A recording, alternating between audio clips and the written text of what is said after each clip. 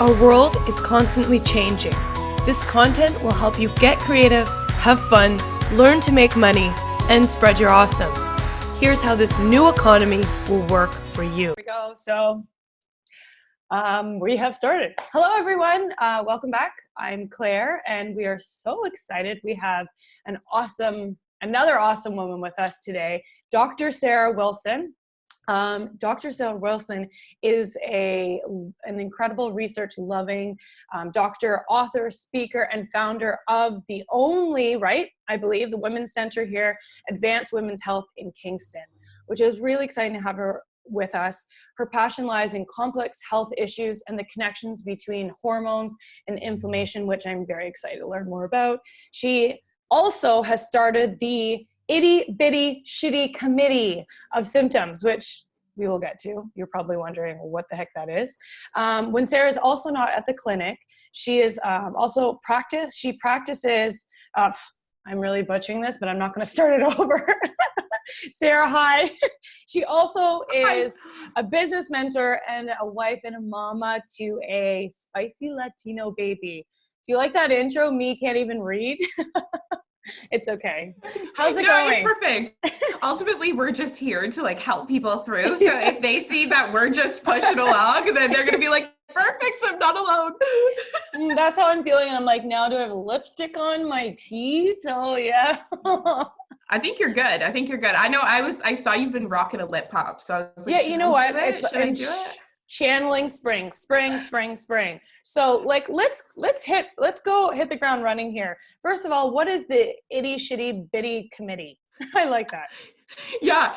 So it's funny. It's something that I always say to patients is I'm like, you have the itty bitty shitty committee of issues going on because it's nothing that's big enough that your doctor's like, you have a diagnosis. And sometimes it's not even big enough that we are like, oh, I need to take this seriously. But it's something that people are feeling so strongly right now because their stress response is increased and everything feels more heightened. So they're like, I do have period cramps. My mood's kind of off. I'm not feeling great. I get hangry. My energy is shit, like all that kind of stuff. And so it's just when you're not feeling like yourself, essentially, but there's no label for it. So I've decided to give it a label and call it the Itty Bitty Shitty Committee. And everyone laughs when they hear it because they're like, me. Yes. And I think that's the thing is like, I'm hearing it more than ever is like people, I've talked to a couple of my friends and someone with ADHD, we also internalize everything. And so a couple of my girlfriends, she's like, you know, I wake up in the night thinking like I can't breathe and I'm like, oh my gosh, I'm ill. And then this is going to happen, that's going to happen. You start like taking on, you know, everything that's happening in the world right now. You're thinking that it's way more serious, but it's just because there's a lot of fear right now in the world and it can be really overwhelming. And it's interesting because people like you, we need more than ever. Why did you get into naturopathic medicine? Yeah, so I got into naturopathic medicine because I was actually undiagnosed with celiac disease for 18 years. So for people who don't know, that's essentially an allergy to wheat that causes gut symptoms, but I didn't have classic symptoms. I was very overweight for no reason and no one could figure it out. I had rheumatoid arthritis when I was really young. So I had a lot of symptoms that no one could understand. And after I got mono, I was really sick. I was out of school for 3 months and a naturopath was the person who was able to help me get out of that. And so I was like, what is this witchcraft tree? And then I went into research because as usual, you resist your calling. And so I went into research and I started studying natural health compounds. And for me, it was like, oh my God, there's a lot of research to this. This is awesome. But I missed the clinical. So then I came back into naturopathic medicine. And that's why I focus on complex women's health issues, because that's been my life, is a complex women's health issue that people couldn't figure out. This is awesome because I think, I can only imagine all the questions that you get and all the people, and this is what I want to focus in on, is right now, more than ever, people are feeling this overwhelming weight of stress. Can you talk a little bit about, how do we support our stress? Like, I know there's times, and we had a comment before starting this chat, but I really liked what you said, you dedicated a certain, I'll let you share that. But I think it's like, there's these moments that I feel like, I'm like, oh my gosh, what am I doing? Like, what's going to happen? And it is really debilitating. Yeah. And so I want to first and foremost normalize this. Like, we are right now looking at a situation where we're fearing something we can't see, which is pretty much the worst case scenario for the nervous system. Because your nervous system, we have two different ones. We have our sympathetic nervous system and our parasympathetic. So rest and digest and fight or flight. So right now, a lot of people, because of the fear of their workplaces, because of fear in their healthcare, they are dealing with that fight, flight, or freeze response. So when I'm talking to patients, three things are happening right now. People are feeling like, okay, they gotta run. They gotta run from the bear. They're on the savannah. They don't know what's happening. You can feel blood flow going away from your brain, going to your muscles so that you can run and get away. Okay. It's going away from your digestive system. So you eat a big meal and it feels heavy and you feel awful and you're like, oof, you may be getting gut symptoms. But that's because your body is ready to run, but it can't run from a virus. So then we get paralyzed because we're like, where do I run? What do I do? The other response is fight. So people who are experiencing a lot of anger right now, and they're just not themselves, they're reacting to everything. And someone says something and they get angry. That's another response. That's a fight response. But the most common one I have seen lately is what's called the freeze response. So for all of you who are trying to work from home, you're trying to do your things, and you just feel paralyzed. Your mind is racing. You can't calm it down. You can't focus. Because again, focus is a luxury. To focus in on one thing and work on it and not survey what's going on is not safe from an ancestral and nervous system perspective. So it can be really hard to be like, okay, I need to focus on this one thing. I need to get it done when your body wants to look around constantly in that fear state. So that's the different nervous system responses people are looking at. And like you were saying, your friend waking up in the middle of the night, that's also a stress response. If you're waking up between 2 and 5 in the morning, that's because your cortisol, which is another stress hormone, is shifting in that moment. And you're waking up in a panic and it takes 45 minutes to an hour to fall back asleep. I also love that I said my friend, but it was my friend, but I'm like, I'm also noticing that that's been happening for myself as you wake up and you're like, I should be sleeping. I'm kind of freaking out right now. And you're like, oh, I need the sleep. And that's the stress response that's happening during the day with cortisol, which is a hormone that responds to stress. So I just, first and foremost, I like to normalize these things because so many people are like, it's only me. I'm alone in this. Like, what's happening, especially you feel alone in your house, you're not talking to other people about how they're feeling necessarily as much as we would at a water cooler.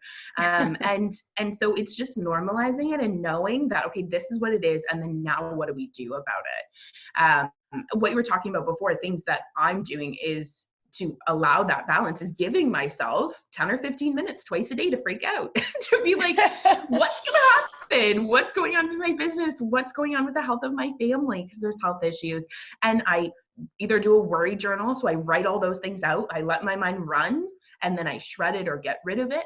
Or I just talk to someone, my partner, get on the phone with someone, and try to come to terms with those things, not necessarily create solutions. We don't have them, but just come to terms with it so that the rest of the time I can allow my nervous system to calm down and be like, okay, let's get to work. Let's do what we got to do. Let's help people.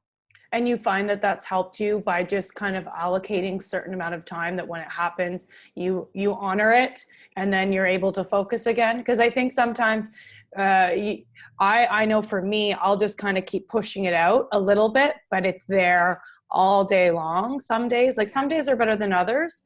But you've found that it's helped you by honoring a certain amount of time. Yeah, so definitely just knowing that as thoughts come up, I'm like, I'll deal with this later. I have a period of time that I have set to deal with it, as opposed to just trying to be strong all the time. Yeah. When we're trying to be strong all the time, that's when it hits us the hardest sometimes. And especially if you have kids at home, if you have other people who are more nervous than you, you feel like you should be that rock for them. But you need to kind of give yourself that experience as well in that time. That's really good. And I think that's the reality is there are more than ever, everyone's at home together. And if you are playing that role as everyone's looking up to you to be the rock, giving yourself that space is so important. And this next question is really like mostly for the women, actually for the men too, to support the women during this. But a lot of your work is focused around inflammation, hormones, and stress. And it would be interesting how you can talk about their relationship and maybe solutions with, because this is the time to talk about it right now. Exactly. And right now, this conversation of hormones and inflammation and stress is more relevant than it ever has been, because there's a lot of people saying, why are other people around me dealing and why are they coping and I'm not? Why am I more susceptible to this stress response? And that 90% of the time comes down to an inflammation issue or hormonal imbalance or some kind of underlying stress response. So when I say stress, we're not just dealing with mental emotional stress. We're dealing with stress of nutrient deficiencies, of blood sugar imbalances. We're dealing with stress of underlying infections, of inflammation. So when you have those things already, and then I like to picture the body like a bucket, which is why I put my hands up, because your bucket can fill so full. And then all it takes is one drop for that bucket to overflow, and that overflow is symptoms. So if you're already eating carbohydrates and not balancing that out with proteins and fats and vegetables, your blood sugar is going to be like this. And right now, I was doing an Instagram video the other day because they're talking about the quarantine 15, where like people have eaten all their quarantine snacks already, and so they're gaining all this weight. And I was like, no, this is not what we need right now. We do not need this inflammation and blood sugar imbalance, because that's a huge source of stress on the body. So I love how excited you got, because you know what is true. Like, I'm not going to lie. I thought I was being, got a little thing of sour jubes. And I find certain parts of the day I start walking over and I'm like, I never eat sugar. So I was like, I know it's bad, but oh my goodness, sugar is addictive. And I don't it's scary. I'm like, I know this is horrible for me, but I'm still going and eating them. Let's justify that as well, because when you have a high level of cortisol in the body and a really big stress response, your body looks for things to calm that stress response. And we know that really sugary or really high fat, high sugar foods, we call them in the research hyper palatable. They're the things that you could eat all day even though you're not hungry. Right. Whereas like no one could eat liver all day even if they weren't hungry. Let's be real. So those foods that you reach towards, they can actually give you a hit like cocaine. It lights up an area of your brain called the nucleus accumbens, which is associated with pleasure. And so right now, everyone just needs a little bit of pleasure. They need a little bit of a hug. And we need to lower that cortisol. So people are reaching for chocolate and snacks and things to change their state. Some people may be reaching for alcohol, right? Some people may be reaching for a whole lot of other things right now. That's, you do you people. I'm like, but just... Yeah, not saying anything, but I've heard everything, believe me, in the last week. But from that side of the coin, that's where it's just understand that what you're actually looking for is a change of state. And so we can change our stress response. We can't change our inflammation like that. And so that's why this is a huge moment to know what you're looking for and then figure out another way to do that, whether that's taking a hot bath and relaxing, whether that's listening to a positive podcast or watching a funny video. Those are ways to change your state. Breathing exercises. So box breathing is one of the easiest ones to do, because all you do is breathe in for 4 seconds. You hold it for 4 seconds, you breathe out for 4 seconds. And that also calms the nervous system. So again, just honor your experience and know that our body is so intelligent. Nothing happens by accident. And then be like, okay, what is this telling me? What can I do that's different? So instead of reaching for chocolate, can I take a bath or go for a walk, because that lowers cortisol, and listen to something positive as opposed to the news. Those things can make such a huge difference right now, because when we're dealing with the stress response and then we compound inflammation, adding those foods that are going to mess with our inflammatory response. And if you are sensitive to gluten or dairy or eggs or one of the common food sensitivities, then that's going to give you more inflammation, and you're just going to start feeling worse and worse and worse. And I think I think deep down inside, we do know that, but I think it's like really important to be reminded that, it's so easy. We can be like, what's wrong with me? Why isn't this working? Why can't I focus? All these things. But at the end of the day, it's like you reminding me, like, this is actually a real big issue. If we're feeding our brain sugars and fatty foods, it's not giving those nutrients to stay focused. And I think you said a lot of people are saying, how do I stay focused, or why can't I stay focused? And do you have any suggestions if you're working from home, or you're trying to, there's things that you do have to get done and you can't focus? Do you have any suggestions for that? The two big things that this sits into is, one, again, remembering what I was saying earlier about the nervous system and the fact that your nervous system wants to scan your environment to look for danger. And if we are trying to focus, then we're not scanning that environment. So it's making sure that you're in a place where it's as quiet as it can be, especially if you have kids running around. You may hear my 11-month-old in the background at some point. But it's giving yourself that environment, but then it's also doing proactive things before you go to sit down. So going for a walk helps to lower your cortisol and lower that fight or flight response. Listening to, again, like TikTok funny videos. My husband the other day just about killed me because there was a TikTok that Brene Brown posted. I love everything Brene Brown. So if anyone needs some positivity, go see her. And I woke my husband up to watch it, and he was like, "You just woke me up for a TikTok." And I was like, "Yes, because we all need to laugh right now." So doing things even when you're sleeping. He just about killed me. As anyone who knows a Latino, my husband's from Ecuador, they love their naps. So I broke the golden rule, but that's fine. It's so true. That's amazing. So doing things like that before you go to sit to focus can be huge. Also making sure that you're eating 3 square meals a day, trying not to snack, trying not to graze, getting protein, fat, good quality, like vegetables, fruits, things like that is so key right now. It doesn't matter if you're eating frozen fruits and vegetables. We're in quarantine. It's just a matter of getting a meal together, because when you're working from home, it's also so easy to graze and pick at food, and then you're actually not nourished enough and your brain doesn't have the fuel it needs to focus in. Yeah. And I think that's the one thing, is that people are like, well, I can't, it's really hard to eat, because a lot of people might not be used to cooking this much also, right? Yeah. So it's kind of a whole nother routine that they've got to create for themselves, and being able to set that up for themselves every day. Now, what would you suggest, we're talking about brain health today, and, really supporting, because at the end of the day, there are things that we need to do. And we talked about with Joanna Reynolds in another episode, talking about the importance of keeping routine and being able to, your body needs to be getting up and trying to keep as much normalcy as possible. What are things that we can then, if we're doing our day, is there anything else that we haven't discussed about helping to support our brain to reach the full potential in a day?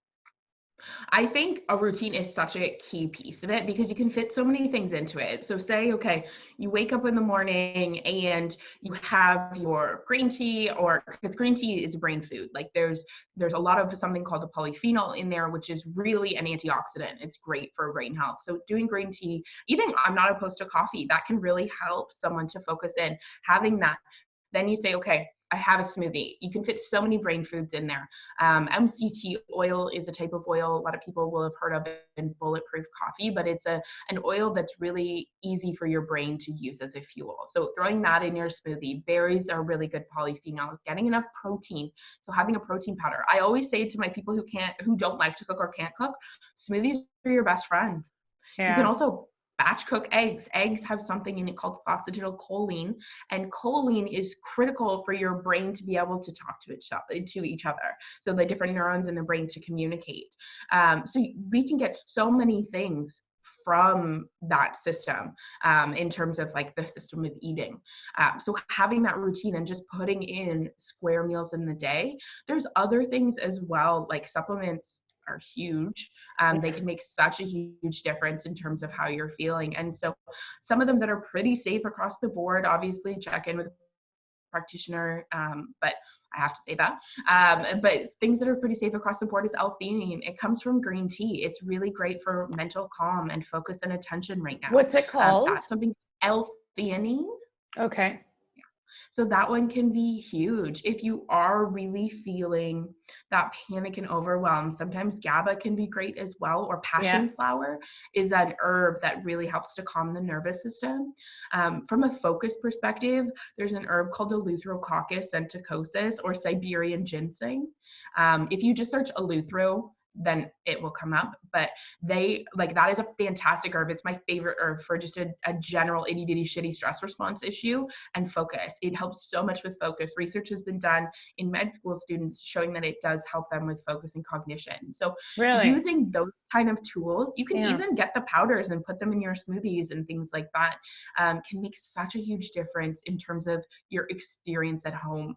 And I always say, like, the reason why I can stay calm is because I have 2 therapists, a life coach, and a whole hell of a lot of supplements. So like, I'm not a superwoman. I just choose to create the state that I want to be in. You know what? It's so funny because that's the key is like, I do a ton of different supplements depending, like I'm anemic, but then I do probiotics or, there's just so many, and each person, it's a journey. Like it took me 10 years to figure out kind of the stuff that I needed, and cocktail. Literally that's what it was, and having the right therapist and having all that. And I think it's for a lot of people, especially for those of you that are listening to this might be the beginning of your journey. Like you may have never realized, how much this is impacting you, because there's never in the world we have ever faced this much uncertainty. And it's not just uncertainty as an individual, but as an entire world. And I think it's great, Sarah, to have someone like you, because I think, people that are feeling really overwhelmed, overworked, we're kind of throwing a whole bunch of information here, but maybe we can leave the listeners instead of, because they're like, oh my gosh, I just heard so many different things. But maybe to finish off this little segment, because I have so many more questions, I think we'll bring you back in because there's going to be more questions that will come out of this. But for someone today that's just feeling so overwhelmed, they're listening and they just need 2 things to focus on. What are the 2 most important things that you would leave someone that's feeling really stressed and overwhelmed today? The 2 big ones from a focus perspective and a nervous system perspective is to honor and respect which nervous system response you're in, and realize that you can do things about it. So even, like I said, going for a walk with the Positive Podcast, or getting out in nature to lower your cortisol, taking a bath, anything like that can really help to calm that response so that you can focus, so that your nervous system is actually in a place where it's not looking for danger. And sometimes just recognizing that I'm not failing right now. This is not a personal integral issue. This is my nervous system, can give you the freedom to just be like, okay, let's go for a quick walk. Let's clear my mind. Let's do a breathing exercise, and then let's get into the work. So that's so huge. The other thing would be the blood sugar response. The crap that I see people eating to calm themselves down, it gives you 5 minutes of that acute sense of reward, and then you follow up with the rest of the day of not feeling good. And again, there is no shame in this game. If where you are at, you're not proud of, and you're not doing your best, then just be like, awesome, I'm doing it. I'm making a choice not to go on a diet. I'm making a choice to fuel myself so that I can be at my best right now. So that's where you say, okay, I'm still going to eat the chocolate because I love the chocolate, but I'm going to eat 3 square meals that are well balanced with fats and proteins. I'm going to eat everything that's colorful. Like, if the only thing I could say to people is eat more colors. It's such an easy way to improve your health. And those are things that you can do whether you are in quarantine or not. You can make those simple choices to really help to support your body so that we can get through this period of time with so much more self-awareness and with such a bigger perspective on what health can look like. That's awesome. And I think that's like the biggest thing is like, I think it's that initial, and maybe you have one more little tip, because I think you give these great suggestions to go for a walk. For me, my saving grace is I have to do a workout every day. Just something that gets all the energy out. But the thing is, I notice for a lot of people, it's just starting that is so hard. Do you have any, like, just to start creating that new routine? It's very, very difficult for people, especially if, you know, the foods and everything kind of makes you sluggish and you feel in a fog. How do you, is there anything to jumpstart that? Any suggestions for people that just don't know how to start?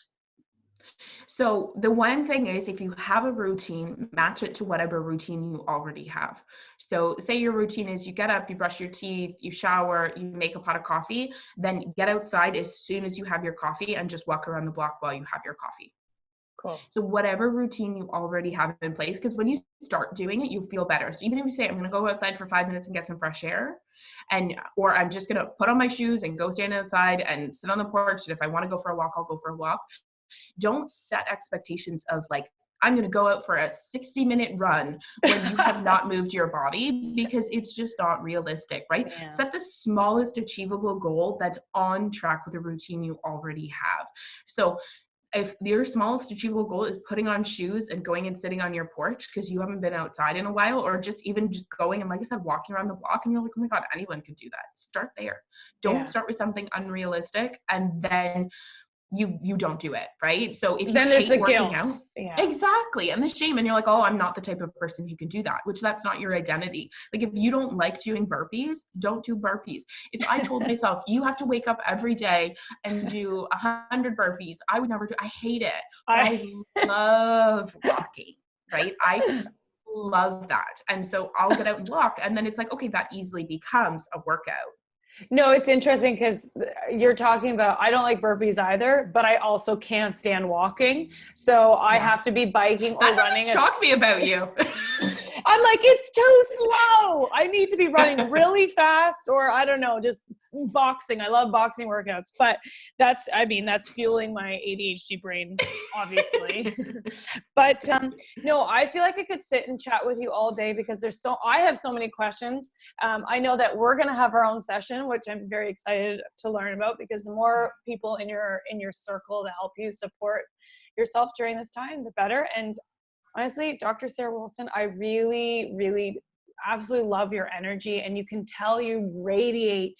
You're so passionate about helping, especially women, and helping people to kind of find their best self. And you know, anyone that's listening can definitely feel that. And it's so wonderful, the work that you're doing. And I think the best part is that it comes from a very personal experience. And I think, you know, because you're an entrepreneur, you work with entrepreneur, I'm an entrepreneur. And I think the biggest thing is where we get our passion is that it's come from a very hard personal experience. And the best work we do is that we truly are empathetic to our customers, so to speak. Yeah.